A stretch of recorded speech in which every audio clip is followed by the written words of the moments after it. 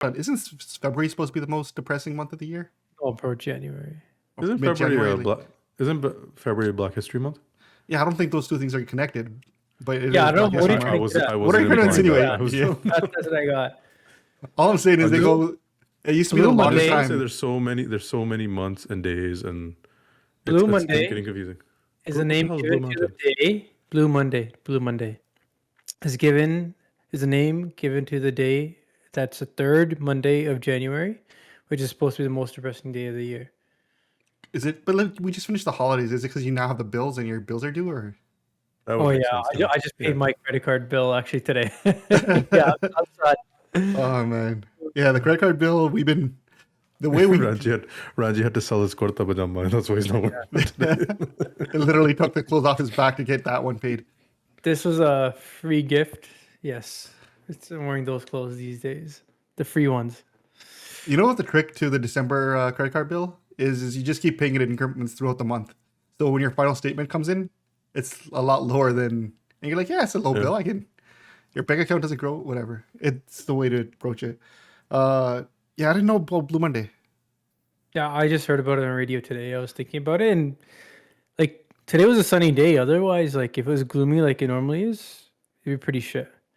It's like It's like a rainy day. Like doing anything. Yeah, it's like, you know what? On your wedding day. It kind of sucks. Like I'm not even looking forward to. I feel like November sucks. November's. Oh yeah, it's your birthday month. That's when everyone celebrates your life. No, that's the worst, man. November gave us him. Just talking? Well, what's the show about? It's about nothing. It's about nothing. Just want these guys to know you got another thing coming, bitch. I'm still around.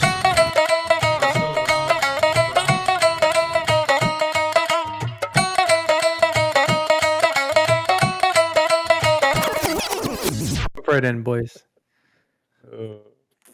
So what's the controversy? I don't know any.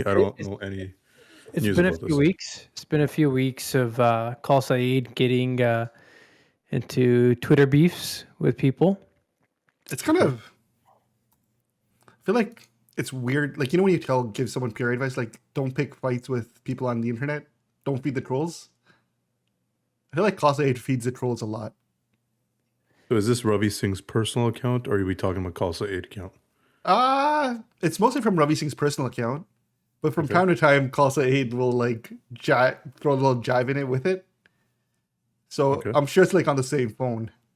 You know what I mean? Like I don't think there's like he doesn't have access to it, and sometimes if you have multiple Twitter accounts, you'll be replying to one thing and you realize, oh shit, I replied from the wrong account. Oh well, let it go. So I wouldn't be surprised if that's the case some of these times. So what did he say? What was so offensive? What was... Khalsa Aid and people, the Khalsa Aid leadership are just defending doctors and people who are bringing education about the vaccine, about the benefits of it. They're like, let's just say if you put them in a camp, they're pro-vaccine camp. Okay. And then it's really pissing off anti-vaxxers. The ones with the dull barshe and swords, those guys. So Khalsa Aid was also on they were in one of the orgs. I don't know if it was like part of the. It's not the World Economic Forum. It was another food one, like a global food one, which had a lot of controversy associated with it. They were also on that kind of raised some questions that they had to and it was kind of in that whole conspiracy doghouse of, hey, is Khalsa Aid involved in this or not? And for the life of me, I can't remember what that org is. But that's not the only one, right? They were also called out by Amritpal Singh early on, which caused Ravi Singh to get really defensive on Twitter about that, because Amritpal Singh's main criticism for Khalsa Aid was, Punjab's burning. We have drug problems. We have a lot of problems here. But all the money that Khalsa Aid raises, where does that go? How much of that's coming back to Punjab versus how much of that's going to like foreign country relief or all these other like causes, right? That's never been the mandate of Khalsa is to help Punjab. It's to help the world. So, and if you look at it from a seva perspective, he's doing seva. I mean, what is it? Yeah, but you can do seva at home before you do seva abroad, right? There's an argument there. Yeah, but the organization is not for home. It's a UK organization. It's not explicitly not for home. It's just wherever it's needed. So that's where people are like, well, your name alludes to you being Khalsa aid, but it's the you're not giving aid to your community first. You're I giving mean, aid outside. wasn't he trying really hard during the farmers' protest? And He was killed during the farmers' protest by India. They blocked all, and that's one of yeah, the main so things, right? yeah, it's not an easy country to do aid in. Yeah, and So actually, Yeah. it comes up. I was talking to these guys, and they basically said, "Look, our accounts are blocked. We're not able to send money donated to Cause Aid Canada or Cause Aid America, or even Cause Aid International into India. Like we can't do SWIFT transactions. That stuff's legit paused by the Indian government." so I mean, so their hands are tied. What does everybody expect? But during the farmers' protest, they did do a lot of stuff that pissed off India. They were hailed as terrorists during the farmers' protest for making pizza for the farmers, and they set up the nice little massage booth with the massage chairs for the farmers who were protesting to come in. So it's not like they were absent. No one can say they were absent. They were getting murdered by the Indian media for their presence there, and they definitely had money there. And I remember after Ravi Singh got called out, Ravi Singh posted a whole litmus of stuff that Khalsa Aid was doing in India. That he's just like, look, just because we're not bragging about it every single day doesn't mean we're not here. They were funding families. They had a bunch of kids that whose tuitions they were paying, and he just like had this whole list. So there was definitely this unfair. I personally feel like Khalsa Aid gets an unfair treatment sometimes, but a big part of that is people know how much money they make. They raise a ton of money compared to a lot of other organizations, and when you raise a ton of money like that, it kind of puts a crosshair on your back because everyone has a noble deed that they're trying to raise money for, and when when you're beating that org out for donations, it irks people. Yeah, I they're mean, But I like, mean, the people donating to that org are not holding Khalsa Aid to the account that you need to go back to India, because they're probably not donating with that intention. They're saying, "Yo, you're doing good work, keep doing it." Simple as that. yeah, I mean, these just sound like haters. I don't know what Amripal has done, so excuse me. I mean, But I mean, I would like, well, how much has he done in terms of humanitarian aid in Punjab? I gotta kind of disagree with you there, Ravi. Like, Yeah. people aren't donating because they're like, oh, this money's gonna go to Somalia or some camp in Somalia or something. They're giving it because they think, and this is my contention, obviously. Okay, what I'm thinking, they think, okay, I gotta give money. What's a good charity out there? And it's Khalsa Aid is one that's known because you can see the work they're doing. There's pictures of it. They have a good presence. It's a feel good story because they will do camps in the Middle East and whatnot, or Pakistan. I think they were there too last year during the floods. They've been actually in Bengal as well years ago when they were flooding out there. Um, but that's why they're getting the money that they're getting. It's just an easy thing to donate to, just because they have that clout. They've got big enough. They're got big Yes, enough that okay. everybody says that if I give money here, it's not going to get eaten up by upper management and paying Done a good salaries. It's cause. gonna it's Yeah. gonna it's gonna get used. Okay, Yeah. so people feel Okay. comfortable. But there's this eventually what Shinda, and I think what Shinda's getting at, people are gonna say, okay, you're big, you're organized, you're doing things. We want to hold you to a certain degree of accountability, akin to when governments are donating billions of dollars to Ukraine, but they have food issues at home, right? Food security issues at home and homelessness at home. Well, we hear that same rhetorical argument all the time here at home, like fix your issues here, then give money abroad, right?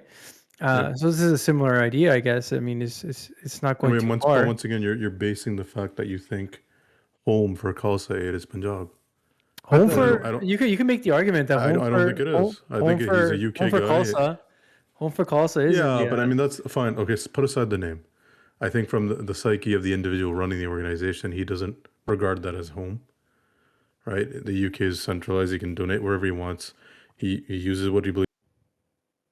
Yeah. Well, Glenn, thanks for that great point, Yeah. Robbie. Great. And it, I mean, the higher powers taking me out. Yeah. What I mean is that, yeah, I mean, that same argument of the Ukraine helping. I mean, the Indian government's kind of useless on that. Punjab government's useless. We can keep going down that track. I just don't think he should be. It's a If I stretch. started a charity here, if I started a charity here, and by chance I give it a name, Sikh something. It doesn't matter what it is, right? Sikh Foundation, and it gets so huge, but it's just based on charity. And then all of a sudden you hold a gun to my head and say, well, you should be looking at Punjab. I'm like, well, that's Dude. never been my mandate. No. Wait, look. No, I think like, that's. okay. Yeah, I gotta I'm call just him out, man. I gotta call you. What- You. That's a stretch of an argument.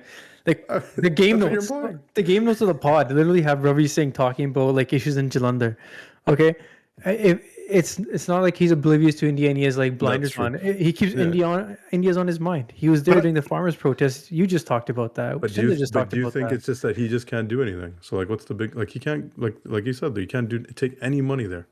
They can't send money there. Like, what does it matter? no, but I think there's another thing too that really irks people, and it's that they're thinking that the places that he's helping are Muslim-dominant countries. Why can't the Muslim Qawm itself is pretty big, and they're like, well, let them fix their problems because they have a ton of money. We have limited resources, and for a community that has limited resources, can't we help our own refugees first? Why can't we be spending money on our refugees and our issues and our food shortages and our farmers who are with the farmer suicide rate and stuff and not being able to pay bills? Why are we going to places where these community or helping communities that possibly have links to countries? It's kind of like that whole, well, But is it my understanding that he only goes into areas of crisis or recent natural disasters like the earthquakes in Haiti, and that's the kind of the mandate. Like when there's an immediate need for aid, he has an organization that can get in there fairly quickly to provide the resources. Aside from that, he's just not looking for social problems all over the world. Is that fair? well, he's to not say, even or is really it going after social problems. He's going after people who need help. That's kind of his thing. He's just like, immediately, right? Like there's a flood, there's an earthquake, there's a war or zone. refugee camps. Yeah, let me go in there. I have resources that I can get in there. Let me do my thing. And I honestly got a lot of respect for what he does. But the general criticism is with the name Khalsa Aid, and with a limited number of basically, look, compared to a lot of other religions and a lot of other qawms out there, Christian qawm, Lalo, Muslim qawm, Lalo, like we have a smaller base to work. Like we definitely punch above our weight. Weight class, yeah. Right, but at the same time, it's kind of like, for as much as we punch above our weight, we do negate a lot of our own things, and that's where I think people kind of are like, why isn't this happening? So if he had just kind of named it like Khalsa Emergency Aid or whatever, like Honestly, I'm not even mad at the name. Look, I'm just trying to explain the. Like, all right, that's his kind of niche, and that's what he's good for. So it's not so much. Yeah, you can hate him a bit, but that's not his forte. But and don't get me wrong, I'm not trying to throw mud on Ravi Singh because I've always cheerleaded him in most of these debates. Because in my opinion, you go where you're needed, where you can go. And even in Canada, Khalsa Aid Canada does a lot of work with even like student population, making sure that if there's a need, they can fill it, right? The biggest problem they have is, tooting their own horn at times. And maybe that's just because they have a lack of a social media presence. So when they do get called out and then they start listing all the things people are like, oh, we didn't realize that was happening from you guys. Oh, we didn't realize that was happening from you guys. So their social media game and their ability to promote themselves is fairly weak. And even with that weakness, they're still able to get a lot of press and a lot of stuff when they do stuff. So it's just this, they have weaknesses in being able to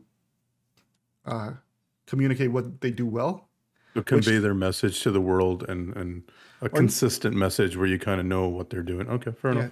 Or they communicate better with outside people versus what they communicate with the community. And I think certain people in the community eventually start taking that personally of, your name insinuates something that when people donate, they don't want it to go into you buying more Qurans for certain refugees. And I'm guessing because he's such a prominent figure worldwide, that some of his personal tweets get taken for the kind of narrative for the whole organization when they're technically two separate entities, right? He's still I mean, he's bigger than the org, right? But exactly, right? He's and bigger than the kind org. And so anytime he says anything, maybe personally, it is reflected as, and it's kind of one of those things because that org at one point was just him when it started. Then he had 2 people, then it was 3 people, then it was 5 people. Now it's grown to a point where they have teams all across the world. And like anything, I don't think they're beyond criticism or critique. I think it's healthy to have criticism and critiques for all our orgs, including orgs like United Six, which I tend to critique a lot. But I don't know. I feel like he does get a. Do you think he cares? Shake. Do you think he cares? I think he must. Anytime you reply to a tweet, there's something in you that cares a little bit. I don't know if it keeps him up at night, but I think when he sees people piling on and then he kind of gets like, what the hell, man? Or if he sees something that's not true, I think that's what irks anyone. I don't think there's a human being alive that doesn't get irked when people say something that they know isn't true. Safe to say, he's not above having people live in his head rent free. And are any of us? Yeah, no, that's totally That's fair. just human nature, right? So, but and it's just weird to see like one of our best. I mean, it is one of our best organizations. I guess that represent our community. It's just so strange to hear negativity, right? It's like finally we got a good one, and so it's like no, but you're always gonna get that's the the way. negativity. I know, but I mean, get it's big the whole enough, you're always gonna. It's the whole crabs in a bucket scenario with our community, right? One gets up, 10 people pull them down. So, or they want, or maybe they're just trying to hold them to account. Where does holding people to account become hating? I mean, if they're the embodiment of that gold standard, or they hold that threshold as well, then they're more than welcome to hold that person to account. But just to randomly say, well, you don't do enough without doing anything yourself, it's just throwing shade for no reason. That's the way I look at it, right? Just to expand on this, so we could just be seeing like I want to use this word, metamorphosis or growth of Khalsa now, where it was like a very grassroots organization, going to conflict zones and humanitarian crisis areas and giving aid as Sikhs with a Sikh principle. That's their mission, actually, Ravi. So it's not just the name. I didn't say that. Anyways, I said with those principles. I mean, that's their mandate. It's fine. But it looks like they have political beliefs, maybe personal, maybe as an organization, and those are starting to show themselves, and they might be getting a little political. So, one is fine. How they stand on vaccine mandates and whatnot. They seem to be pretty out there and open about their position on that. But then this friction with, and I'll just call it friction, with Amritpal Singh, where he called them out for not helping out in Punjab as much as maybe they should, and a recent tweet by Ravi Singh about the issues going on in Jalandhar. And just to expand on that, in Jalandhar there was a colony of homes, a whole neighborhood built on a main road back in the 70s and 80s. And the government went to these people living there saying, hey, we need this, land. You've built up houses on the road. Let's just buy you out. So they all took the money. Everybody got bought out, but they didn't move. The political machinery of India. Squad.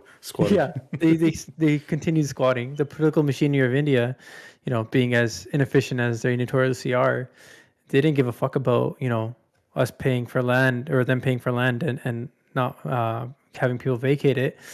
These families continue living there, expanding their homes. This is multi-generational homes now.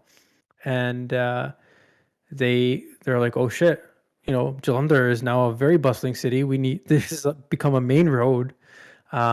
We need this spot. So they launched a court case to evict all these people. These people living there also fought back. And voila, many years of litigation, the Supreme Court weighed in and said, no, these people need to move or get vacated. So I was actually in India, in Jalandhar, the day these people are getting forcibly removed from their homes. And I talked to locals about it on both sides, just to get a sense of what people are thinking. Anyways, Amritpal Singh, was in Jalandhar shortly after that, gave a little bit of, lip service, met with the people, but that's not really his thing. Okay. He has a different mission, a more dharmic mission. So I guess he didn't really get involved, but now Ravi Singh is raising issues about this. It might be like political, maybe to a degree, a little rat-a-tat. Is that it? Or tit for tat.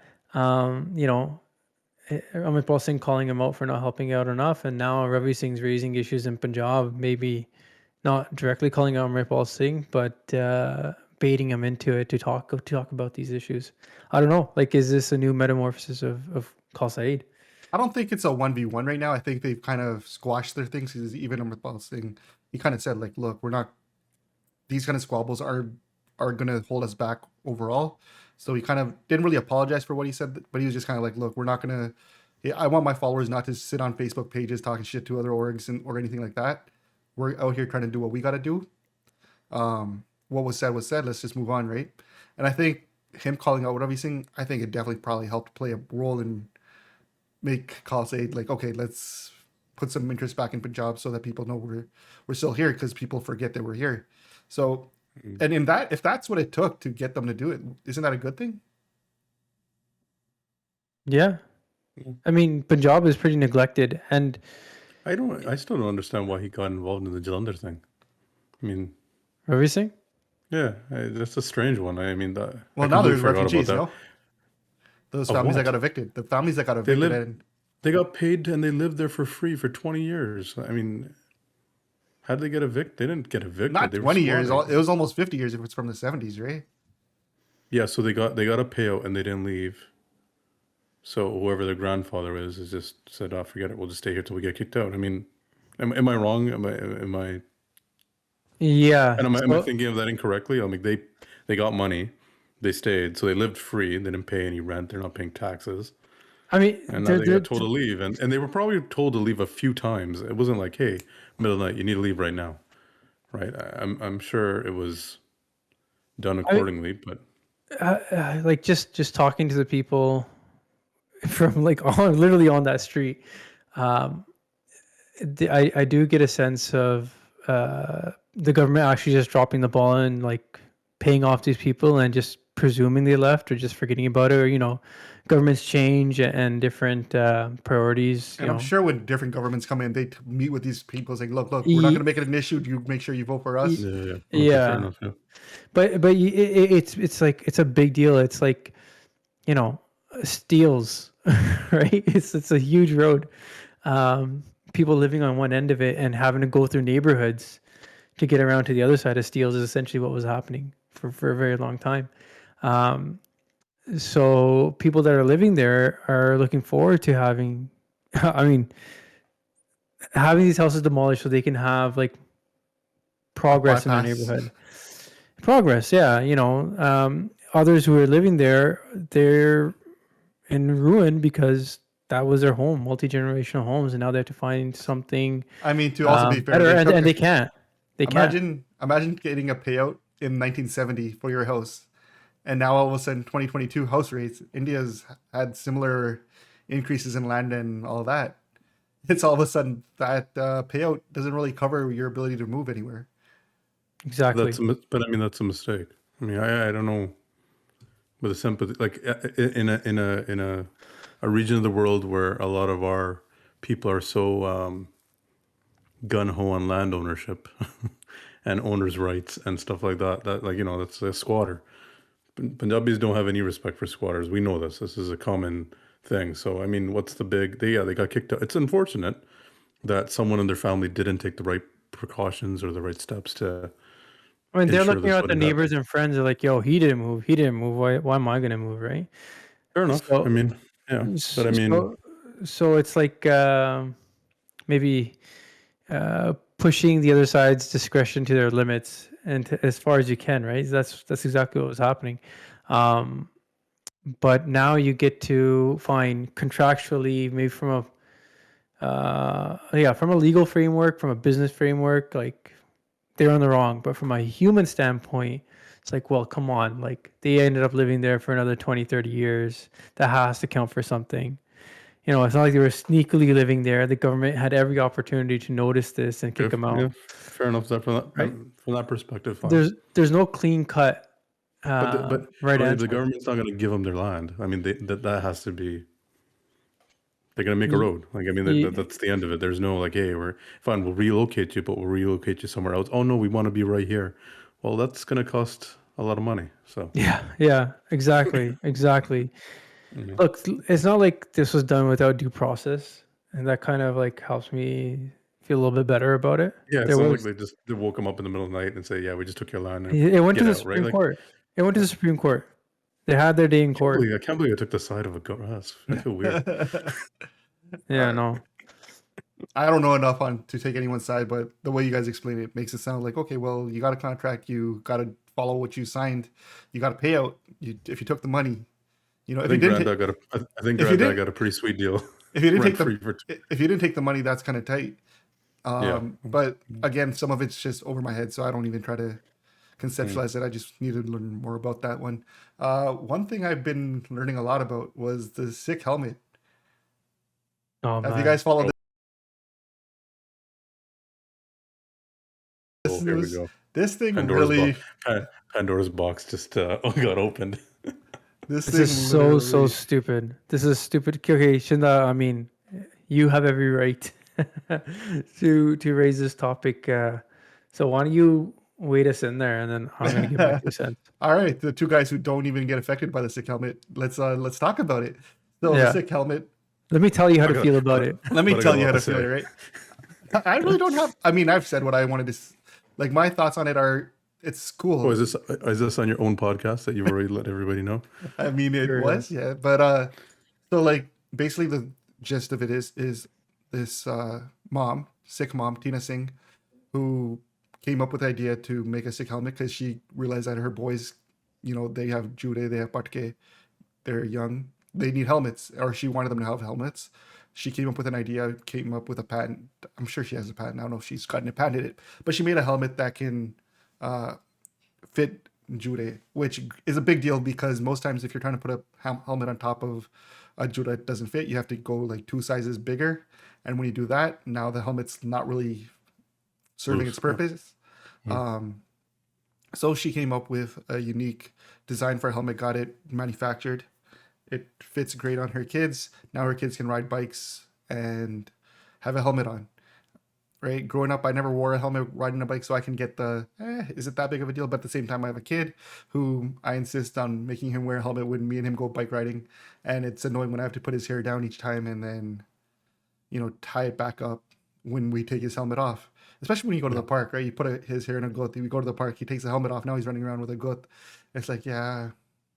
I don't know. I feel kind of weird about that sometimes. Just because everyone's like, "Oh, your daughter's beautiful." I'm like, "Oh, yeah, thanks." I used to correct everyone, but they keep it, and I'm like, "Okay, his pronouns are he and him."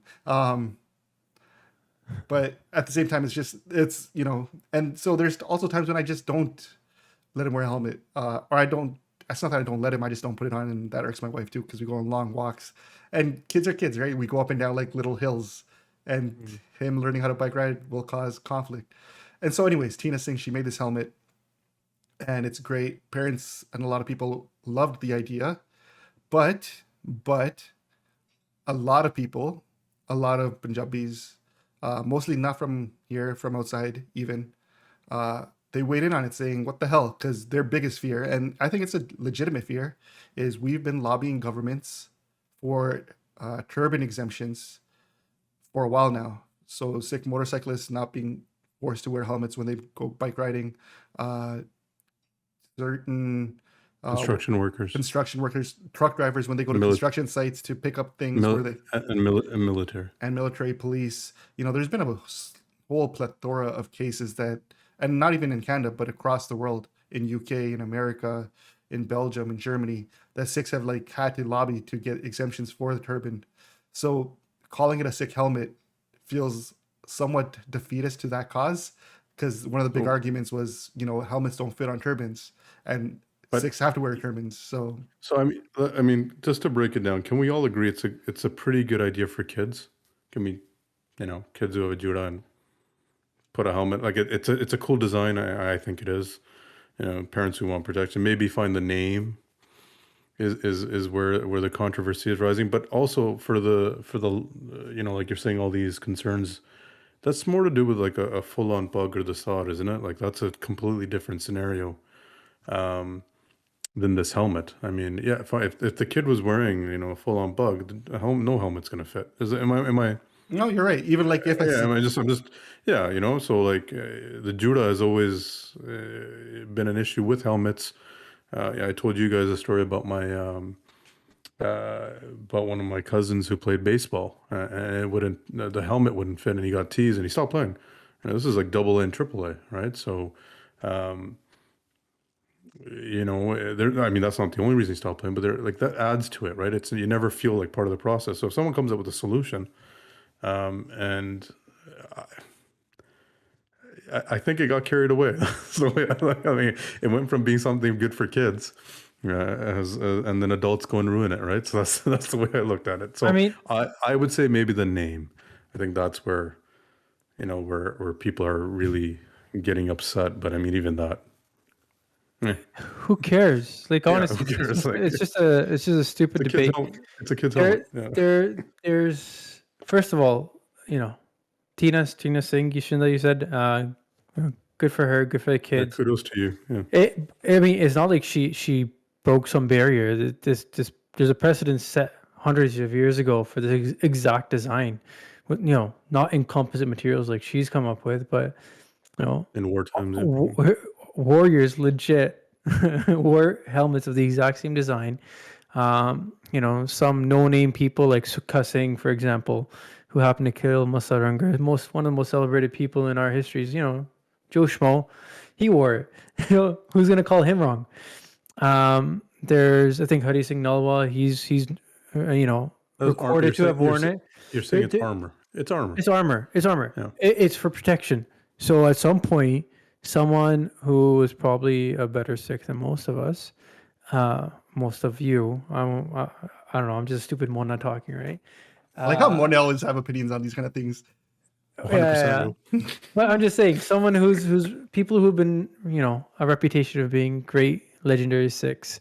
They didn't think it would affect their Jivan to wear a helmet when they needed protection. So why are we complaining about it? If you're coming from a spiritual aspect. Well, then the contention there would be, did they actually wear it? Or are we, like the interpretation of the stuff, are we just kind of like... I think if you were a general and you had money or you had some status and you could afford the armor, you wore it. So no, they wore it. Okay, They wore it. Like, come on. Like, I mean, if the frescoes in the Gurdwara from back then have pictures of them, if our historical text where we get our das from and a lot of like our history from, and that's not disputed, talk about them wearing it, then they wore it. Okay, it's not a if or when they did. hold on, No, but why sometimes- is it hold on, why is it a bad thing if someone wore like? No, it's not about the armor. It's kind of like... Yeah, let's just peel it back. Even if they, what's the big deal? There's a tuk in Barney, which Oh, I see, you okay. know, I guess more or less is interpreted as a condemnation of wearing doppies, like you and I are doing right now. You guys are assholes. But yeah, no, it's one of those things. No, Dopey Wale. the reason the history of it kind of comes into it is it historically...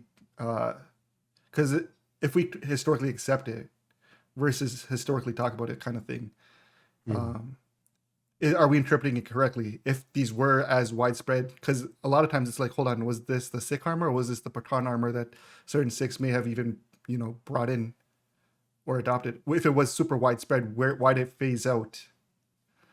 You know? So I mean, still peeling that onion back, if I can call it that. What's the problem? Well, it's kind of like... I know, aside from the you know what Ranji just had mentioned, I mean, the problem, I guess, comes from, are we basing a point on something that we haven't ourselves yet accepted? Because if we accept that Sikhs did wear this full-on armor, this head armor, then you get the case that there was a Sikh helmet in the past that was worn versus was there not, right? So there is contention of whether or not the actual armor that's in the frescoes or that's on display, how widespread was that? How accepted was that? How prevalent was that within the regiments or during that missile era, right? I just think So it's that's based where on the it's- ranks. Yeah, Right, the ranks. let's- Higher the rank, the more the armor. That's happens in every military. Prevalence doesn't matter. Our leadership wore it. If two guys are wearing it or versus, right? And then there was also, I don't know if you saw Jodh Singh Young Pujang's thread on it. He's like, it very well could be that the mention of armor here is referencing their damale fold with steel itself. Like the weaponry that you see in Nahang Singh's wearing the damale. That it could just be a Right. poetic reference to it. Do we? I don't. tell me if I'm being disrespectful. I mean, I'm just generally asking. You're always When I respectful. If see, you gotta ask, you know you are. yeah, I know I'm being It starts ignorant. with that. Hold on. Am I being racist if I? Yeah. You don't even need to tell me the second part. Yes, you No, are. I'm saying the way that Nahangs wear their damale today, which seems overly accessorized, with weight. This is just a. Do you think that's how it really was in battle, or was it more, lighter and or was it? You're saying it was fully armored, but wouldn't that be impossible to fight in?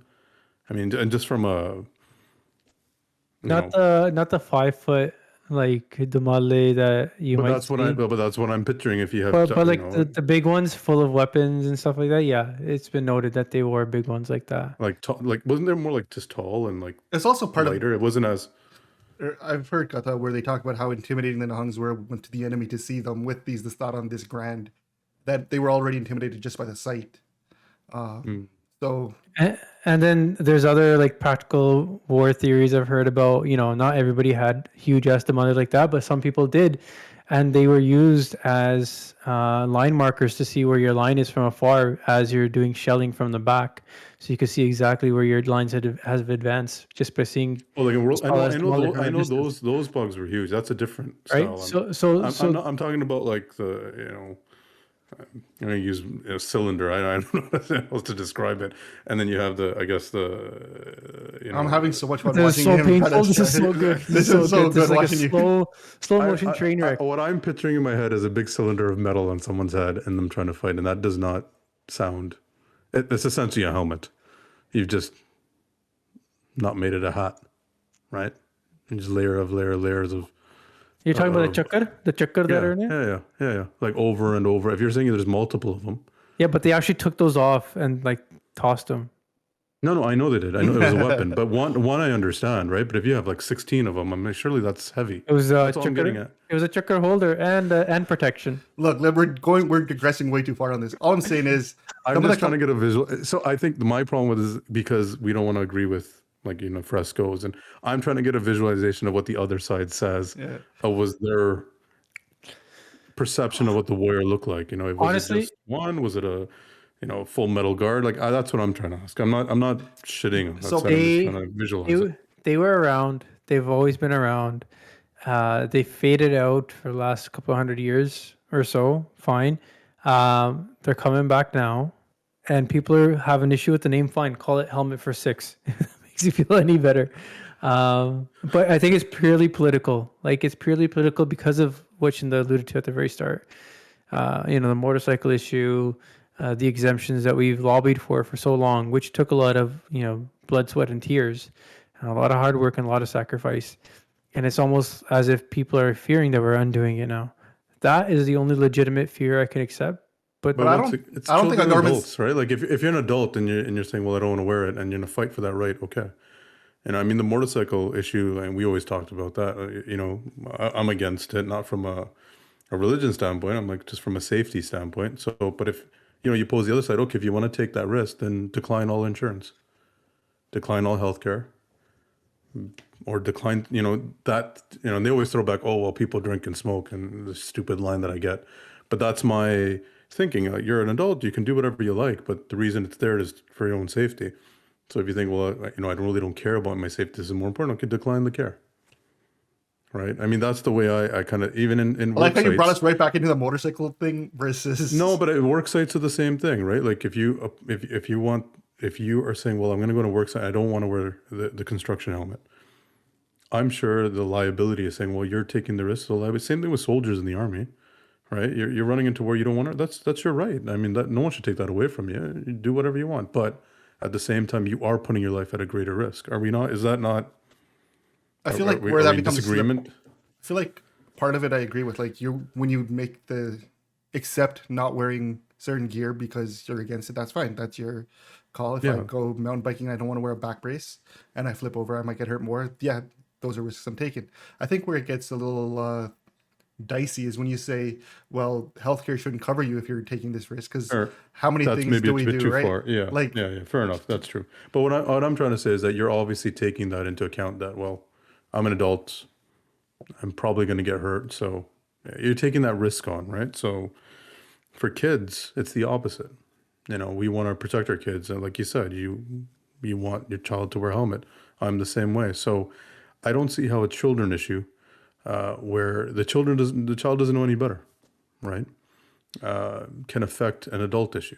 I think the adult issue become well. Is the name? If it's the name, then it's fine, and work on the name because that's the psychology, right? But the name's one of the issues, and I think part of the other one is if you start letting the kids go with it, and then the debate becomes, hold on, well, if the Sikh Patka is good enough for kids, why is it not good enough for it? It becomes trying to explain the whole thing in court or in legislation to a bunch of Gore who may not want it. so do they? feels Okay, like we're so where feeding them. my confusion is: do these groups not want kids to wear the helmet, or it to not to exist, or not to call it a Sikh helmet? Is that the? So I think where it's settled on recently, after a lot of back and forth on Twitter, where certain groups, I'm going to call out United Six here, they posted a nice tweet saying that this helmet should not even exist initially. They quickly backtracked. What? They initially backtracked. They deleted those tweets. They had like a complete 99% just negative feedback. Everyone was just pissed at them for even going at this as hard as they did. And I feel like They have no need to. did. Huh? They have no need to wade into that. Yeah, but they Just keep stealing money from people and using it somewhere else, and don't. I mean, sorry, not stealing. Allegedly. I mean, taking money, allegedly. taking money and using it for humanitarian reasons. Yeah. But yeah, Or is it- you're not a political. You're not a political. I think it's the people weighing in on so everyone's weighing in on this, and it's like, It was an easy it's a thing to weigh kid's in. helmet, man. And Yeah, so it's are a we. I mean, helmet. we're using our stupid little microscopic platform to weigh in on it too. But we do that. We're no better than anyone else, really. But yeah, no, so they backtrack and then they replace it. And I think where everyone kind of settled down and kind of when cooler heads prevailed was, look, the name itself is problematic and we work at changing the name. And Sikh Helmets, they responded. They put a release out saying, listen, we do believe in the helmet for protection, but we understand the concerns of the community. We are going to look into maybe changing the name of our company. So I mean, yeah, that's fine. I mean, for adults, when you snowboard, do you tie your hair down and put the snowboard helmet or no helmet? No, so when I snowboard, usually I'll just tie a flat to Judah, which basically means instead of like doing a Judah, It's it's like loose, right? It's loose. I do a small ski on it, and then the helmet fits pretty comfortably on it.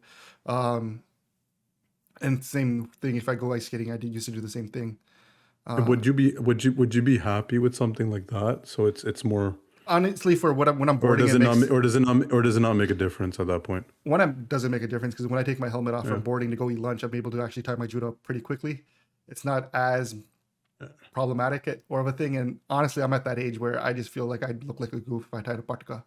So I probably wouldn't be doing that either, right? I would love to see that. Yeah, so I'm not doing that either. So for me, it's always going to be that small ski with Make it polka dot. I've Make seen it polka dot, please. Polka dot has to be polka dot. I ain't going down that road with you guys, but I'm just saying if I was a kid, and this is the thing, when I was a kid, we did a lot of dumb shit. Me and my boys, we'd set up dirt ramps. One of my boys was in the hospital for a week because of one of our ramps. We were jumping tires and stuff, and we had a lot of fun, right? Doing what we did. Point. Just proved the point. And I even went mountain biking as an adult, and I friggin' busted my shoulder. And luckily, at that time, I was wearing a helmet because I did hit my head on a rock. Kids have died at Blue Mountain, man. Or some people hit the snowmakers and die. Yeah. Not wearing helmets. And look, I used to ski without a helmet for the longest time. And I remember always being super annoyed when I'd fall and the stud would start unraveling and I'd have to pick up my skis or whenever I'd wipe out because we were trying to race each other and not being the greatest skiers, but yet still trying to do the stupidest shit. So now I'm older. I'm like, you know what? I ain't got time for that. I'm just put the helmet on and life is good for me. And I've taken friends who said, hey, I'm not going to wear a helmet. I said, that's your prerogative. I don't try to convince anyone. I just, that's fair. I think the rights, the people are scared of, definitely in obviously for workers' rights, the military, police. I think those are important. I think people have fought for those, but recreation stuff like the motorcycles, that's recreation. It is recreational. It has nothing to do with your job or it's something so like snowboarding. You're kind of doing it on your own. I mean, there's no, this whole, this thing it's where it's the system's imposing on you and it's being discriminatory. I mean, I don't know. I think for you riding your bike twice a summer, it's more about showing off That's what that's the way I I look mean, at it it. I looks don't look at badass. I gotta admit, it looks yeah, great. it looks cool. Yeah, until you fall, Yeah. right? And then you're gonna. It's gonna take one. It's gonna take that one case, and it's for me. It's like yeah, definitely those other rights are way too important. If workers' rights in the military, so on and so forth, but. Recreational, man, it's like, come on, we got bigger issues. And it's been made in such a huge issue like this, and the same group hopped on it again. So, and I'm allowed to say that. So that's just, I don't care what anybody says, but yeah, I think we got bigger fish to fry. That's the end of it, I guess. Yeah. All right, moving on. Bigger fish to fry. Pearson, what's going on there? Dude, this airport's a fucking shit show. Like, there's no other way to say it. A fucking dumpster fire. We need a new airport. That's it. That's the end of it. Yeah, We got a few, there's. no? We got like Billy Bishop. We have Hamilton has one. Kitchener has Well, one. Billy Bishop, no, because jets can't land there. Jets can't land there. So, I mean, we have Hamilton and we have London and Waterloo. Kitchener, and yeah, got one, and then Pearson. So it really is a shit show in the sense that look, we a couple of pods ago we talked about our bags and whatnot. Customs there is nuts. I recently saw a tweet from a sports reporter talking about how all the Nexus machines are out too, and lines stretching like way beyond the customs hall. This isn't even COVID. I mean, this is just a total shit show. Probably stemming from a lack of manpower, but they charge a lot of money. So if you are turning a profit, you're doing something wrong. Hire more people and to have a lower margin, but you need more bodies in there. Yeah. And if you need to incentivize people by paying more, then so be it. But you can't. This is a joke of an international airport. Is it the customs now that's delaying everything? Is that what you're saying? It's across the board. There's a drop of the ball in every aspect, other than it still being generally clean, as far as clean as an airport can be. But yeah, flights are late, flights are delayed. Baggage is a mess. We also that zoo of bags. What happened? Around So Christmas. I can understand looking at those immigration numbers. Obviously, the influx of people coming into Pearson and going through immigration is obviously going to slow processing times to some degree. Maybe that's a manpower issue there, but I mean, is it something they can't prepare for? That's where I'm getting confused. Yeah, Right? I'll tell you this: yeah. the flight loads now in Pearson are not at anywhere near its peak, near its 2019 peak, for example. We're not there yet. So what is it? Nobody wants to work. What is It it? can only be. I can only imagine manpower and a lack of organization. But aren't border agents CBSA? Like, is there an issue with there just not being enough CBSA agents available? I mean, or- I hear there's a lot of turnover, but they're also hiring a lot too now, right? There's a lot more bodies coming back on the line. But CBSA has nothing to do with bags. That mountain of bags that we saw in the arrival halls, they have nothing to do with that. So it's not even that issue. There's a They haven't done general ball drop. I've seen it in the UK where you just kind of walk through. There's no when you get to customs, it's surely automated. You just kind of walk through. There's a camera and it's a green gate and it just lets you through. So Really? people I from haven't the UK, so in Ireland and Scotland, they had that last time. So if you're a UK passport holder, you kind of went to a separate line and you scan your passport. And as you go through, it takes a picture and it's like a green gate and just opens and they go. It does a quick facial scan of you and goes through their entire database. There's no person, so it's quick. That's why I like the Nexus is a great perk. I have it, and that's what I do. I end up just going to the machine, scan it, takes a picture of me, and I walk right through.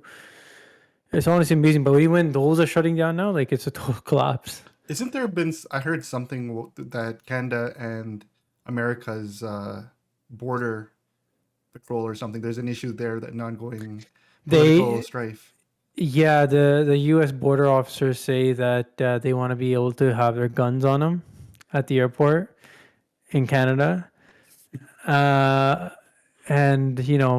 we said, no, you don't need it. We don't have it either. So because of that, the Nexus program has been on hold, essentially. I think now... Have they had it before, or is this just a... No. Wow. Nope. And it's So kind of, I can understand the complications in trying to deal with a multinational type thing. It's kind of like, well, you're in our country doing this work. You don't really need those guns. It makes our people feel scared of you. Um, and if a situation arises and you shoot someone, where does that leave? Are you then prosecuted by the police here, obviously, because you're committing the crime here, or do you get like some sort of? No, you're technically in the you're U.S. technically in US. Oh. As soon as they hit pre-clearance there, yeah, Yeah. you're technically US. So now it's kind of like, well, do we have to then now? Yeah, I can understand. And as a citizen of Canada, I'm a little uncomfortable with U.S. customs having guns when they don't need them, especially if I'd have to go Yeah, to they have this- America to. They have this new app. I think it's in the airport to get through. Not Nexus, but so I did it on my way to Orlando, and I went up. I had my phone out. The lady would not even look at me. She wouldn't talk to me. Passport, just started yelling at me. I'm like, I got all flustered. I'm like, but the app doesn't. It completely ignored me, and I thought she was being racist. I'm like, like effing this, and I got mad and shit. But no, I know there's a reason behind it, so that makes me feel better. I should use that app But- in line too. Didn't really speed things up by much, but it did speed up things up a little bit. They gave me access to a separate line, which That's I went through the separate line, even though there wasn't many people there. Thinking, oh, okay, I did it. I might as well go. But I got there and she didn't even want to see it. She's like, no, pull your passports. I was like, okay. I just wasted the My last 5 minutes inputting this information for Exactly. I was more pissed about that. Yeah. this card has saved me so much time. It's so worth the $50 every 5 years. It's so worth it. You I don't even like when travel I'm to the traveling, US that much. you travel domestically, you get to go to the fast line. It's security. I want to On get my one. card, I got the American Express. I got that. Okay. Anyways. Yeah, Mr. Vacations. Anytime you're coming back internationally, though, you can use the Nexus lane instead of having to go through customs. I Okay, wanted so to I get didn't- one. I didn't know that. That's cool. I heard it takes like a few years though to get approved for it. No, it's an interview, isn't it? Like a quick interview. Yeah, But it they used to interview be backup. it used to be months. Now I don't know because like there's been a freeze of the program if it's a years long wait. But if you sign And I up, heard- you'll get the call whenever you get the call. And I heard they don't do it at Pearson no more. You have to actually go to Niagara or somewhere to do the interview. They stopped conducting. I don't know. For me, it's always kind of like I go to America 3 times tops a year on a good year. I don't know how much it's going to save me there, but Yeah, but shouldn't they? When you're coming back from the UK or Spain or India or something, it'll save you who are time you then. talking to here that's going to Spain and India and thing, Mr. Dude, I'm lucky when I go across the street. I don't leave Brampton too often. You're gonna start traveling. I don't got No. I don't got How that. old's your young one? My youngest one is 2. Oh, you missed the boat, man. No, the free pay flight. for- We tried flying with him. It wasn't as a thing. We had a free flight with him, and I'm like, you know what? Him and the lap just doesn't work. We're getting him a seat. That didn't work either. I was like, I'm just not flying with you no more, kid. No, I think I milked that free flight for a while. yeah, no, our Both kid. my kids, yeah. I remember the first one was beautiful. He just fall asleep. He was nice. The second one's chaos. So I hope he's listening to this in 10 years. in Yeah. 10 years, yeah. He was total chaos. So if he wonders why we go on too many vacations while he was a little kid, this is why you were chaos. But no, honestly, it's just I don't know if I don't travel that much. I want to travel, but traveling's expensive, and I ain't got that kind of loot sometimes. What? Traveling's You're good. expensive. Traveling's expensive.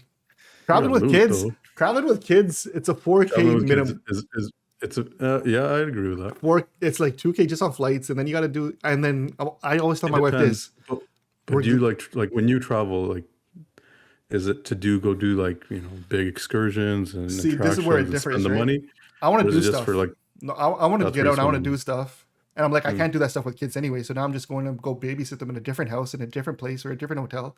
I'm like, why am I giving up home court advantage here? What am I?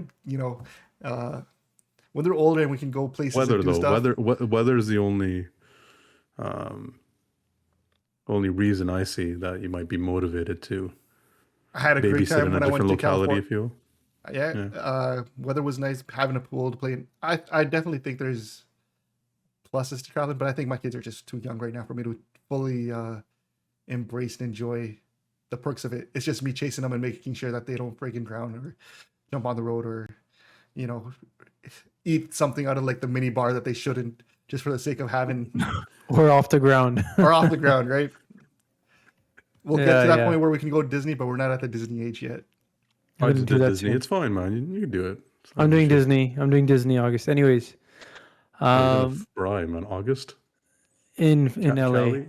Oh, that's why. LA. It's not really LA. It's Fancy. Anaheim. Yeah. Skip the Whatever. LA part. Go straight to Orange County. Big Midway. I have a wedding out there. Oh, nice. Of course you do. Riverside, motherfuckers. Are you guys Riverside. back, are you guys back in that wedding phase where you're just wedding season? Dude, this summer, wedding season. Yeah, you seem excited. This guy's Are you face lit up. excited? You're still not tired of it? I'm shocked. It's the same shit I over and over again. love the buffet lines. I love bumping into everybody. How about the I love parties the you just went to dancing. in the last few weeks? Same thing. You're like, still fun? Yeah. Yeah, they're all fun. They're all fun. Love me that buffet line. No, it's good times, man. It's good times. Everybody's dressed, everybody's happy, and after 3 years of not seeing people, it's good. What's not to like? People. Yeah. I agree with you. Our man. careless. Someone dictate the next topic. I'm at a loss of where we're gonna go with this. Oh, you're Healthcare? looking at me. You're looking at me. Healthcare. I think I we're guess- thinking about healthcare, right? I think we're all Private thinking in healthcare. Ontario. Yeah, We're we're not thinking touching private anything healthcare. else. Okay, I was thinking about a little bit more arrogant wannabe Osho type situation, but we can go with healthcare. I mean, sure. I'm good with whatever. You Sure. you will are the- steer this boat. You yeah, steer you're the this boat captain, wherever sir. you want. Captain, so my we- captain. Go there. I got into a little. I didn't think this was going to get me into any bit of trouble. I still don't think I'm in trouble because all I did. So, an accuser, someone who was accused. No, hold on. Let's get the terminology right.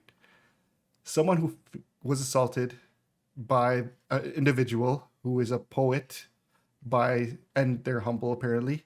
They made a TikTok last week that went viral, where they said they were sexually assaulted and that they filed charges, and it took them. It happened in 2019. They said 18 months, and now you're on a book tour promoting love and being a love guru type thing. That thing went viral, and little old me thought, hey, this seems notable. Let's share it. Let's talk about it, and a few other people did too. And apparently, Gupshup travels fast, and we're gonna be getting talked to. So that's what it is. So maybe me and Raji should just stay quiet. I mean, one of us is already in them. I may as well get stuck with it, right? I mean, look. I mean, if I'm gonna weigh in on this too. You didn't do anything wrong, man. Like your podcast on your own. Actually, we should shut that shit down because it's too successful. So if that shuts you down, yes, sue the fuck out of him. No, but you didn't say anything wrong. It's a current event. And just saying, Responding to this a is supposed allegation. yeah, this is on the internet. It was making waves in every WhatsApp group that I was in. So it was definitely something like, hey, something happened in the world. We're not going to talk about it. No, I mean, something happened in the world. But you can be delicate about it. And I just want to touch on that. Like when people make allegations, there's like so much politics about it. Because if you say anything that makes it sound like you don't believe the victim, you're an asshole, right? Yeah, like apparently you're supposed to like empower the victim. We also live in a fucked up world where there's victims and then there's air quote victims, and people just don't know. So what's the right way to deal with these things? But we I also don't live know. in a world now where the law doesn't do its best to protect victims either. So can you say, well, you didn't get charged, there you go, you're innocent type thing comes up a lot in these type of conversations. Yeah, I mean, there's all sorts of ways people don't get charged. There's jurisdictional issues when, you're in Turkey and you commit a crime, so you can't get charged in Canada, for example. But yeah, there's all sorts of loopholes and caveats, right? So the one issue that came up in this victim's case is there's 18 months to bring this case to trial. There's a case that I think it was in 2019 called RV Jordan, where a judge was like, yeah, fuck this. Like when the government delays a case past 18 months, and the delay is the government's fault. Like, we got to dismiss it. We can't just have people languishing their whole lives, can't cross the border, can't get a job because they have a charge against them, only to be found innocent like 5 years later. Like, that's bullshit, right? You have witnesses who don't remember what happened 2 years ago or 2 months ago. How are they supposed to remember where they were at what time, who was wearing what? 3 years later, 4 years later. So the judge in that case set a time limit of 18 months for cases to be tried. And, if what the lady said in her video is true, it seems like this case was on its way being dismissed or was dismissed because of that 18-month time limit. So it's not an acquittal. It's not a conviction. We're in no man's land. So we're in the court of public opinion. That's where we're at, and it's he said, she said. And all I really need to say on that is this is where a PR team, a well thought out PR team, is worth its weight in gold. Allegations come out, and I can't imagine any sensible PR team saying yes instead of working with the person who's made these allegations and coming out with a joint statement. You should instead go around and threaten litigation or attack anyone who has shared her story, because all you look like and sound like is this extremely defensive person who has something to hide. Even if that's not the case, you come across that way, and you look like somebody who's trying to silence the victim. You're just asking for that narrative. It doesn't matter, if people are making fun of you or even just bringing it up and talking about it like you did. I mean, shouldn't to your credit, you didn't say anything either way. You just discussed the video. It's just really, really stupid, and I can't imagine anybody who knows PR, who knows how to Kind of promote wild. something and talk about shit, like, dealt with it the way they did. From what you're saying, from a PR's perspective, it's kind of even more wild when you come up on the internet to think that you can silence what's going on. Joe Rogan has his famous line. He's like, once it's online, you got to deal with it head on. You can't just try to. Wow, what a great line, Shinda. That's a great line. No, but it's out there, right? It's out there. Once it's out there, it's out Joe there. Rogan's whole thing is the internet's unstoppable. So once the memes take over, and that's kind of where it is. It's like you can't stop the meme train. It's certain creators and certain influencers. They went on and they had some pretty dank memes. I think every WhatsApp group was coming up with its own memes that were being shared internally, and some made their way online. To go online and try to get rid of those memes, I think there's no putting the genie back in the bottle for a lot of these situations. And like, to your credit, what you're saying is a good PR team knows, like, if you're battling the internet, the thing you don't do is try to get everything removed. You got to face things and put out your own statements. And if you don't, you're leaving everything up to interpretation. Yeah, So- I mean, So is the case finished?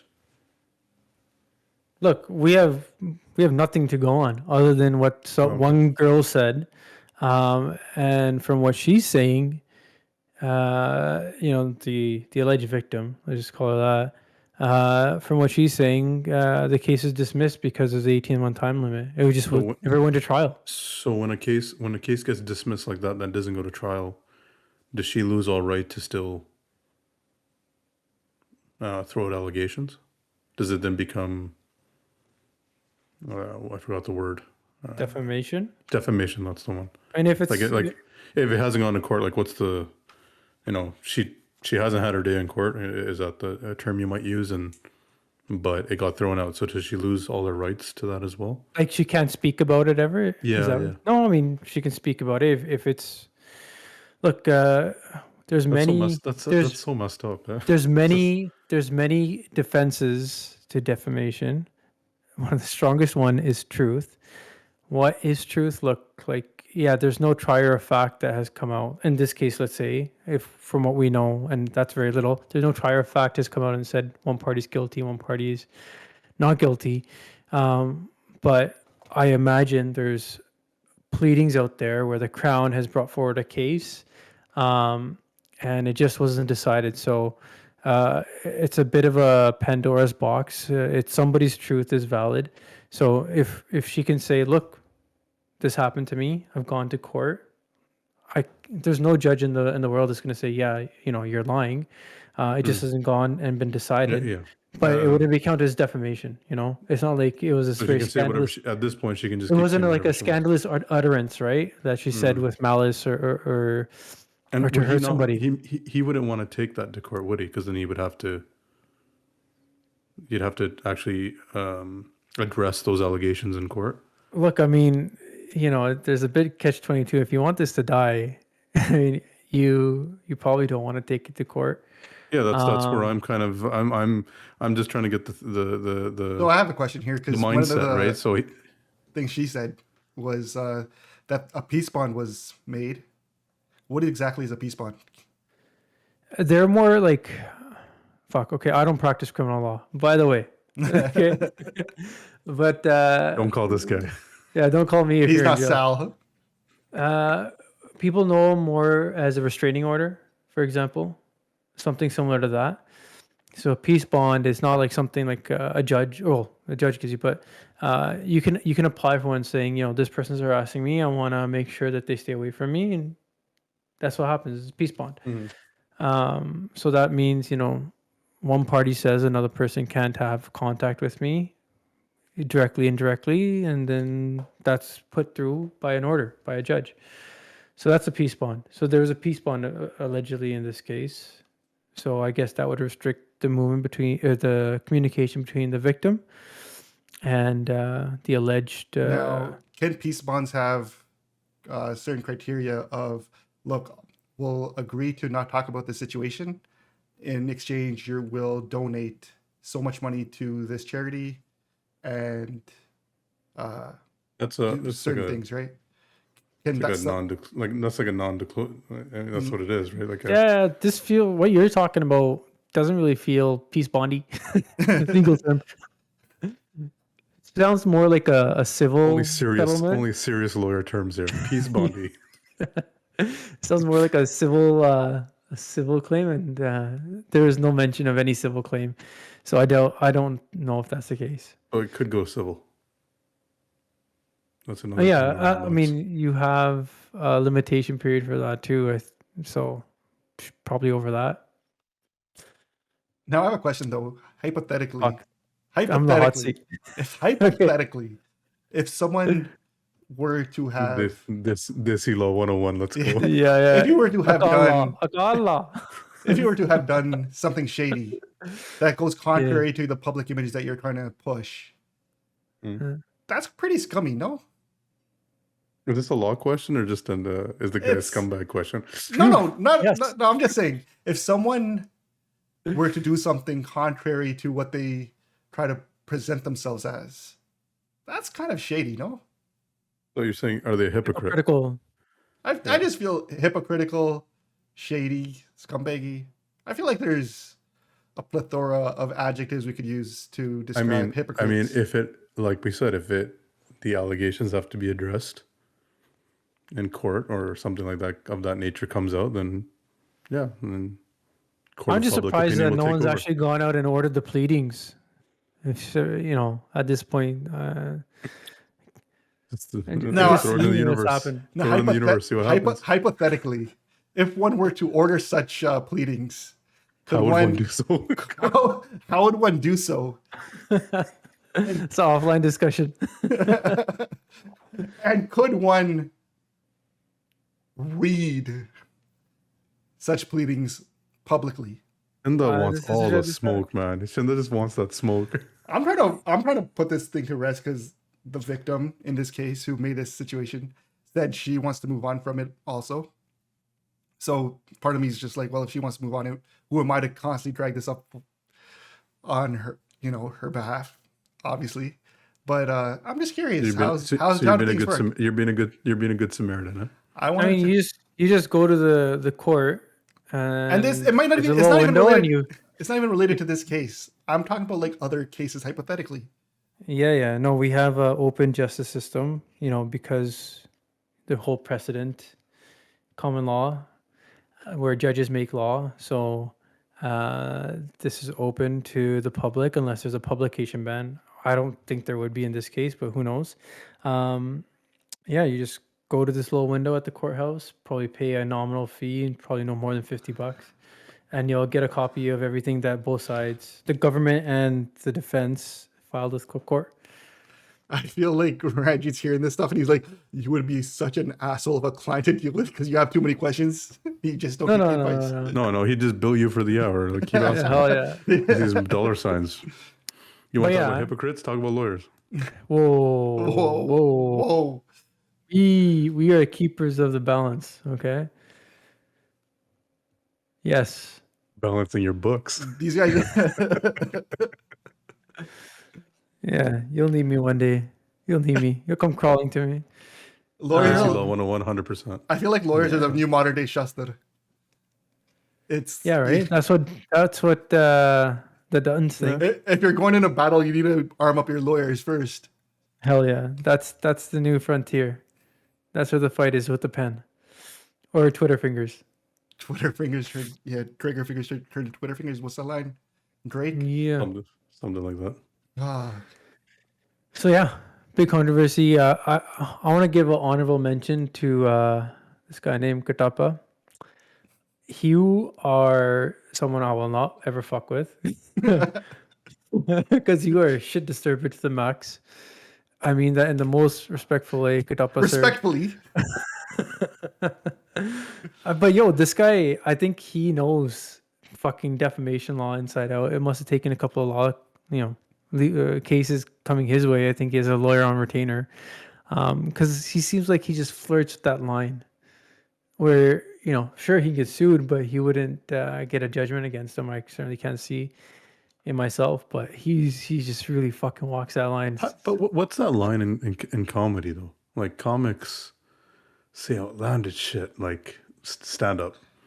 Why are there no repercussions for that? Is that because it's an art form, or like how does that all work? Okay, can you so say anything you want in stand up? And That's actually a really good point. it's comedy, right?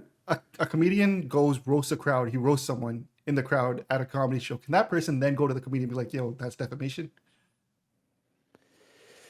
I mean, I would say in this case, or in the hypothetical that you mentioned, if the comedian doesn't fucking know the person and is a random, that's a very different thing. He's doing his job, his art form, teasing the crowd and making fun of him. If he knew someone, his friend from high school shows up and he tells everybody, "Hey, stop the show. This guy's a pedophile." That's another story. But Right? you see comedians always constantly go, you look like a pedophile, where they'll say, you look like a mass shooter or school shooter. Could someone be like, go out and say, all my friends were there, they all made fun of me after that, and now everyone just calls me a shooter? Yeah, no. I mean, him stating that that's a fact is one thing, and him teasing you is another, right? So it wouldn't really stick. No judge would really care for that argument, really. Yeah. It'd be a tough argument. And how would you say judges are in Canada versus America on this sense? I guess you really wouldn't be able to comment because you haven't tried anything. But have you read anything or heard anything on how this stuff differs between the two countries? And not how it differs, but it's like a evolving area of litigation just because internet, man. Internet, how things are shared, how things are posted, how things are commented on. The law in that area is being constantly rewritten. So it's like amongst on the litigation side, it's like up there with the leading edge as far as internet technology, information technology, and how things are shared, and how people are held accountable for what they say. It's like the new frontier. So, yeah, man. It's like for judges who are not technically savvy. I see how it's an issue for them trying to understand like TikTok comments and how things are reshared is just sharing something like fucking defamation, right? So And they're like, what is a TikTok? yeah. What's repost, right? Yeah. Is liking something and amplifying it. Now, so there's this Pandora's box, man. Who knows? All right. Last thing that we had on the docket today. Oh, see how he's lawyer docket. Healthcare. I don't know. Do we even want to touch it? We've been on for almost an hour and 25. Do we keep going? You seem to get defensive Douglas every time it comes up. Look, Douglas is a great friggin' premier. let's just we're in it let's now. go to it. We're in Let's it just now. go to it. Yeah, we're in As it soon as now. you said Douglas' name, we got to stick with it. After years and years of liberal neglect on the healthcare system, Douglas decided that, you know what, enough is enough. Let's get this backlog sorted. Let's give private healthcare facilities the ability to perform some nominal surgeries and some tests that normally you'd have to wait in lines for months at a hospital to get. It would just elongate your recovery period.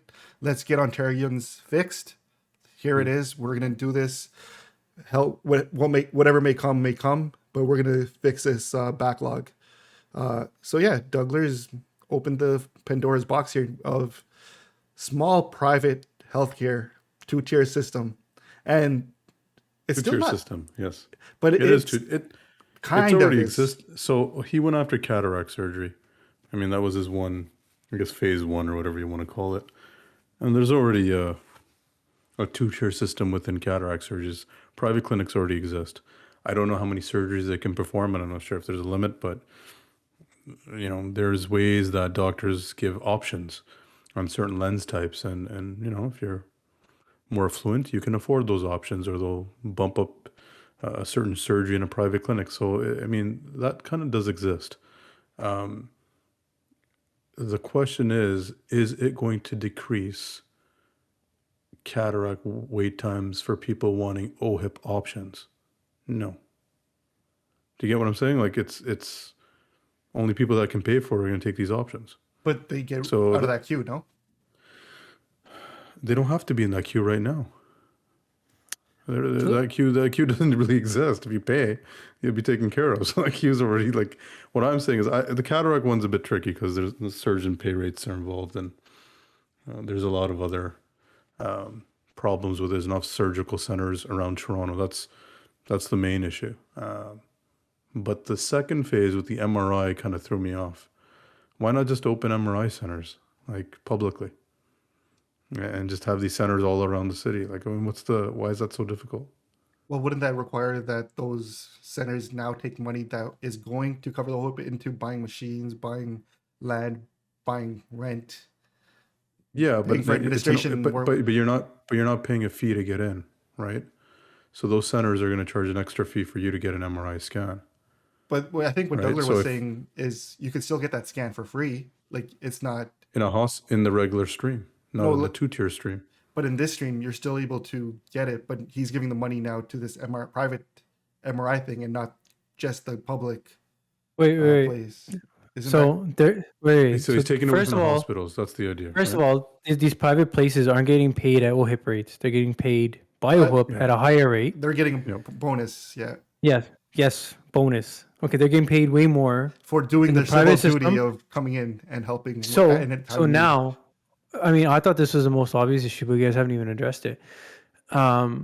Idiots. How are we in a system where we lack the manpower to operate at our hospitals at peak efficiency? How are we going about starting private facilities? And Wow, Oh, never seen that one before. That one's new. the The PC Douglas party got guys. him Douglas got him, man. Just took him right out. Like, he hasn't right even in come the back. right in the. He hasn't even come back. I This come guy's back in like- 30 seconds. This guy's like power just died. Douglas like Oh, pull we that cut him out. switch. Oh man, here we go. Oh no, he's back. He's back. Maybe Douglas needs to invest in better internet across Ontario. And now his mic's out. I can't hear you. Oh no, Yeah, nothing, Nope. brother. no. Douglas has you by the throat, bro.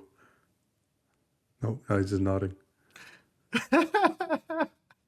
Doesn't know what to do. This is great. Randy's just silent. I haven't seen this in a while. But he can hear us because he can hear the pain.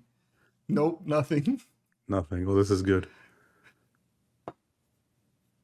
okay, There, Yeah, it's bad microphone. Anyways, we can't hear you at all. we can though. barely hear you. Is the light on your microphone on? This is good content, by the way, because this is hilarious. Is Randy like the public system right now, and we're the upgrade We're the premium. premium package? Is the light on your mic on? what he's trying to say, or is this what you're trying to say? Should I just, and you just keep nodding, is that we need to fund our own institutions the way they are right now, that we don't have enough staff and they are in a state of disrepair, if you will, or not organized. And we should deviate funds to those locations rather than opening private clinics. I think that's what he was going to say. Well, I think a part of that, the argument, I guess, would be was He did call us stupid, though, before we started talking. no, he called us so- idiots. Idiots, sorry. We should be idiots. very specific with lawyers. I feel like he would call us out on the wrong distinction here. No, but the way I see it is private clinics, they're covering their capital costs to get their private clinic up. Obviously, they're going to want a little bit more of a kickback to cover their costs. Profit. Or make it worth their while of opening these facilities, paying rent, paying up for the machines up front. No. There we go. So, yes and no. A little bit louder. You're still. Yeah. I don't care. Okay, this is how it's gonna be. So, all I want to say, yeah, they need to invest in the resources that they have. They have these 24-hour centers called hospitals that are not being used. They have 24-hour, operating bays that can be better funded, so that this backlog can get turbocharged and kickstarted and cleared out. What have we done now? We're incentivizing people to leave that public healthcare system, the doctors and the nurses, get paid more in private, and it's going to leave these hospitals barren. It's not going to help. It'll only compound. The practical effect of this is still going to compound the backlog that we have, because surgeries that were happening in the public system are going to slow down. It's Yeah, not that's like what I the mean. public There's- system is going to yeah, keep you're not pushing taking the weight along, off, yeah. and now you Yeah. have the private that's also like boosting. No, the public system is going to go down, the private system is going to go up, but it'll be the Less same rate of doctors working in surgeries. public, longer surgery wait times. It's the same thing. And it's just such an obvious issue that 5 minutes of drinking coffee and thinking about it, be like, well, oops, that wouldn't work. Back to the drawing board. But no, there's an announcement. How are we moving forward with this? There is Is it- privatization needed. Don't get me wrong. There is some element of privatization that's needed to fix our healthcare system, because in the purely public mode that we like to ideally think that we're running, it's not working.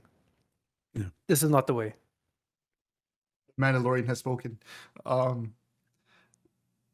at the same time, they're saying that the doctors aren't not going to have hospital credentials and not be able to work in hospitals, and they're still going to have to do some sort of shifts at hospitals. Not. I mean, I think there's on call and stuff like that where you do have to have sometimes. you're But if gonna you're, split I'm their just thinking hours? about. No, I'm just thinking about like a private, just in an ophthalmologist office. They just run their own office. They do devote a week or two, I think, to on call, but generally they can just be in their clinic. Now, if their clinic can now be turned to more private basis or start doing more surgeries, now you're incentivizing them not even to look after general cases. What if I'm an ophthalmologist and I'm a surgeon? I'm going to go work in the private car. I'm getting paid, right? So now you got even backlog in the other stuff. I mean, it's a cascading effect of everything, right? So what they should have done is just they need more money. They need to fund everything, and that's the end of it. And it's not you're out again. I can't hear you. I don't know what you're saying. I'm being honest. You do There this. you go. You do this, but you import doctors. You have to bring them from outside. Import doctors, Yes. import nurses, and then fine. Then you have these two tiers, but at least, and you got to pay them the same. Yeah. You can bring in more people. So I know in certain specialities they only have certain amount of spaces at hospitals or localities, and therefore people can't get jobs. So that's another thing. You got to have more jobs, right? There's not there's not enough ophthalmologists in Ontario. They're talking about cataract surgery. There's not enough doctors to do all these cataract surgery, let alone have places to work. Bringing them in, I don't know what that involves. There's a lot of issues with that, with bringing in other doctors from other jurisdictions to be specialists, but nurses as well, same thing. I'm sure there's issues with that, but something needs to be done. There has to be some kind of proposal where you can kind of try to alleviate some of that stress due to work shortages. But just opening private, my thing is, what does that solve? right? It sounds nice, but now we're going to take care of it. What do you say about 14,000 cataract surgeries? A backlog of whatever the number was, and I'm like, you know, who's going to pay for them? You know, It would. who's going to pay for that? And it doesn't. It's not your regular person. It's not. Most people can't afford upgrades on a cataract surgery today in a public system. They only want OHIP-based services.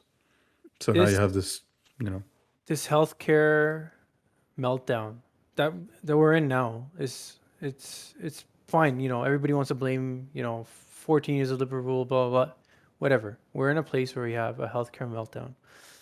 This is one of the issues where it'd be nice that if provincial governments and federal government could just be like, COVID, fuck it, we have a big emergency, let's all just deal with it on the same page and not politicize it.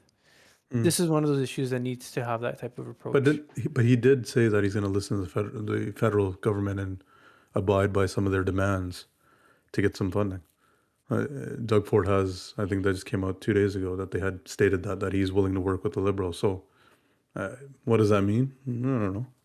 Yeah, it just comes, so far I've only seen a bunch of butting of heads. Yeah. And I'm not just one side, I'm of all sides. Do you think we can afford it? I mean, that's the first question. With that many new people coming into Canada, was it 400,000 a year? We can't. Our healthcare system can't keep up. So can we afford public healthcare? Well, if we're bringing so many people in, we're going to have to add the doctors. There's no two ways about it. Sorry, say it again? While we bring in more people, we have to make those investments in more doctors and more nurses. There's really just no two ways about it. There's nothing around that, yeah. So, I don't know. I'm optimistic. I'll be honest. I understand the glass half empty approach to this, but hear me out. This is a big political gamble here. He's going to face an election in 3 years. I bet you his friends are already drawing the blueprints of the fucking center. Right? No, but I mean, they probably already had centers from the last election. Thanks, Dougie, thanks. No, but the like, shovels were already in the ground, okay? Yeah. Look, it's somewhere along that new highway. I can guarantee it. There's going to be a cataract center around there. Things, if it's a bad move and it hurts people and they're in waiting even longer than they are now, as the critics are saying will happen, if people have to spend more time in wait rooms, that's going to come out in the election. No, but it's the way they define who those people are, right? So if they say, well, we sped out times for people who can pay for certain options, sure. But people will notice that. No, the population who was in line, they're going to notice and they're going to take that and they're going to be vocal and they're going to either hate him or love him. If for whatever reason you get bumped up into a line and something great happens, you're going to love it, no? You're going to tell people, this is great. I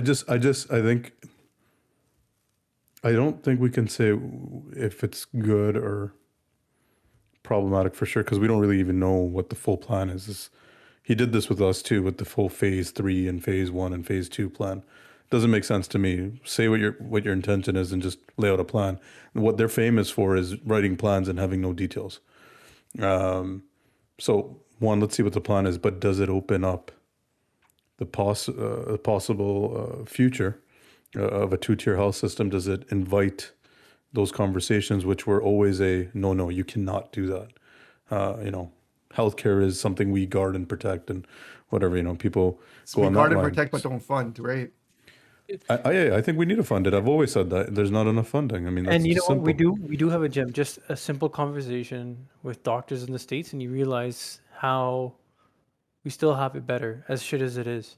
I mean, I was when I went to Arizona, Scottsdale, I went to an excursion with a bunch of doctors from Atlanta, and they were just complaining about how messed up their system is, where they can't treat people because they don't have coverage. They don't even want to talk about it. They get so frustrated. I mean, we still do have it good. The wait times and all you might that not get so we need to improve the healthcare system. I mean, certain things that. Go ahead. Every time we open up the healthcare, I get doctors messaging me saying, "You guys don't know Jack. You guys got they get mad at me. They're like, why did you say what you said?" Because I'm like, God damn, I'm probably gonna get shit on that for my comments. Oh, let's get a doctor's view on this. No, we don't. We're not going from a. I'm not a medical doctor. I'm not a medical doctor. Well played. So my view of it is from any citizen or blue collar. And all I know is with cataract surgeries, and I see what happens. So I mean, I don't know the inner workings because I know how much they get paid. I've worked with them, but there is one, not enough ophthalmologists. That's it. That's the baseline of it. There's just not enough doctors. So you want them to stay, pay them. Pay them more. Entice them to work. Invite more. Open up more spaces. That'll take off, you know. I actually knew a great ophthalmologist who couldn't settle here because there just wasn't work.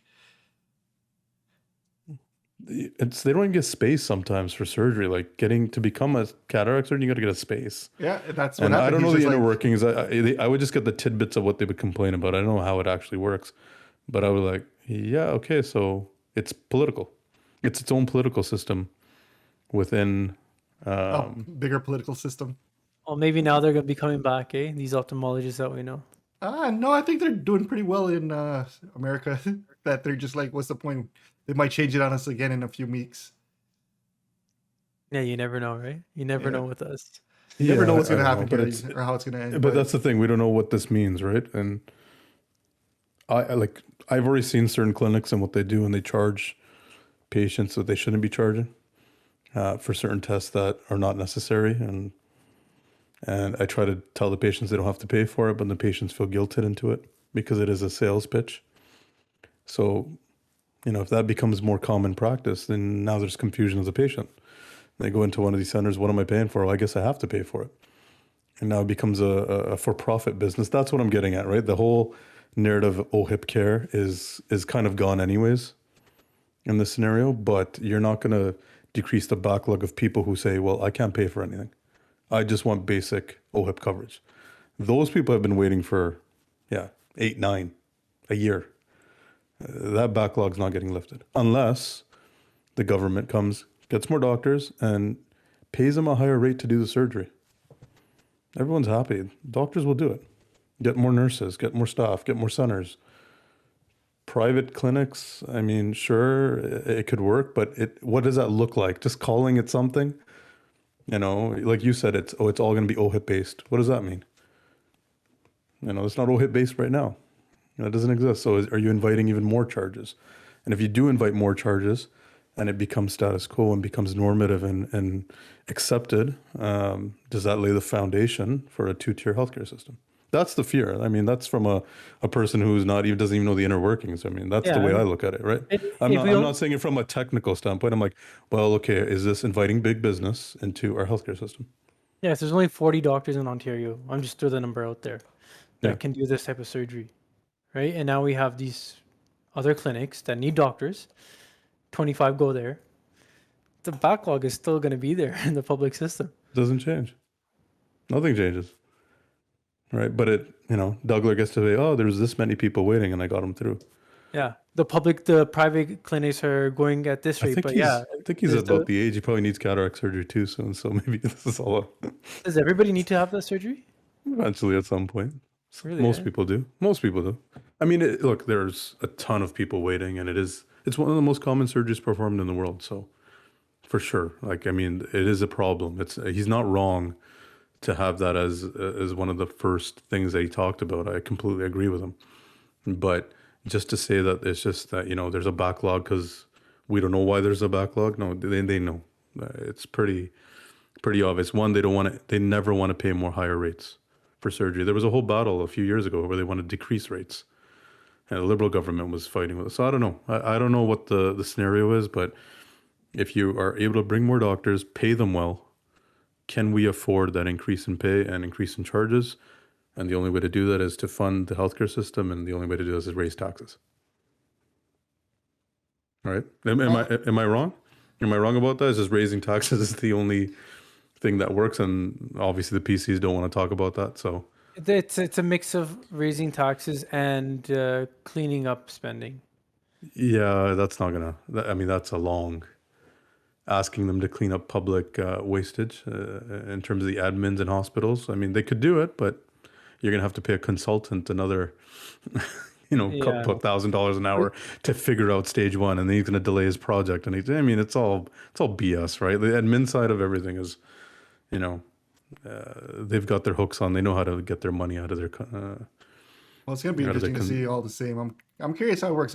Like I said, I'm still holding out optimism What's the optimism in terms of what? that we get better service, Paid? paid or public. I just hope things get faster. I don't know. I haven't had to personally use the system, so it's kind of like I've been lucky, but I don't want to. I've seen some of these lines. I know we got the May 7th run coming up. I just want to hope that if anything happens, things are in a better place by then. Yeah. I mean, having gone to the hospital recently, I need more nurses. That's for sure. Get more nurses, get more organization in the hospitals. The hospitals could, like, you sit there and you're like, okay, I think, yeah, maybe hire people who can understand flows or go to other hospitals and states. Someone must have been able how to figure out a hospital. It can't be that every hospital is so dysfunctional, especially like Civic. Why is Brampton Civic so dysfunctional? And I don't know. Downtown is so amazing. You know, I don't know. On that I'm going note- about it for hours. Yeah. Yeah, I got it. That's why I got to stop you because I know you could. Any closing remarks? No, That's just good, tired. boys. Everyone's really tired today. It's dead now. So Yeah. forgive us. Yeah, make sure you go and like and make sure you hit that like and subscribe button for sure. If you do like, if you made it this far in the podcast, hit that like button on this stream because it helps push it to more people. Tell your friends, leave a comment. Let us know what you would call a Sikh helmet. Let us know what your thoughts are on anything we spoke about. Do you like Douglas or not? I don't know. Let us know. We talked a lot about a lot of things today, it seems. Yeah, we're pretty all over. Yeah. Yeah, this was our most diverse podcast. And none of it made sense. So The perfect Hope you enjoyed. podcast, right? The perfect podcast. Zero segues. Zero. Seriously. We're really bad at segues now, but No, we've been all right. This was just we've been better than this. Yeah. I rate this podcast episode on a scale of 10.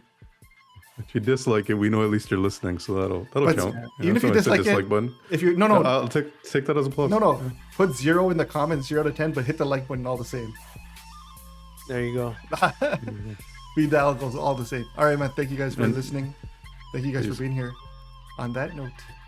Peace.